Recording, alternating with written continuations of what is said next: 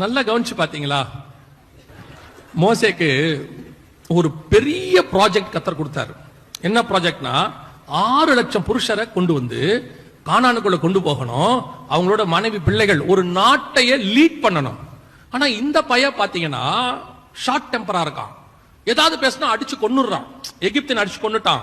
அடுத்து அவனை பார்த்தா ரொம்ப ஷார்ட் டெம்பரா இருக்கான், கோவக்காரனா இருக்கான். இவனை மாத்தி சாந்த குணமா ஆக்கினா தான் இந்த 6 லட்சம் புருஷரை கொண்டு வந்து கானானுக்குள்ள போய் சேர்க்க முடியும். என்ன செய்யலான்னு கர்த்தர் யோசிச்சாரு. ஒண்ணுமே செய்யல. ஒரே ஒரு கல்யாணம் பண்ணி வச்சாரு. ஒரே ஒரு கல்யாணம்.